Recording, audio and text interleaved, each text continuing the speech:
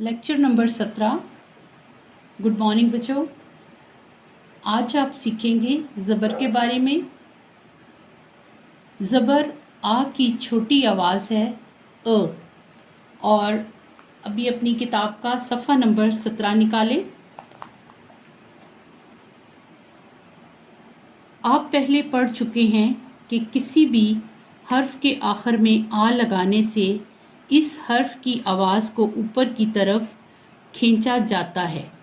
लेकिन अगर हम किसी हर्फ की आवाज़ को ऊपर की तरफ खींचना तो चाहें, लेकिन बहुत ज़्यादा ना खींचना चाहें, तो हम आ की जगह इसी हर्फ पर ज़बर लगाते हैं।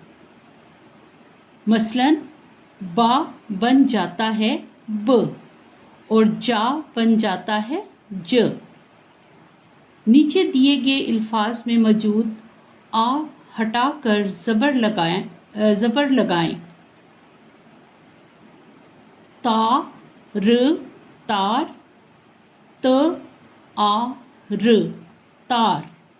अब इसी को देखें, जब हम ज़बर लगाएंगे तो त र तर, त के ऊपर ज़बर आ जाएगा। आप भी लगाएं।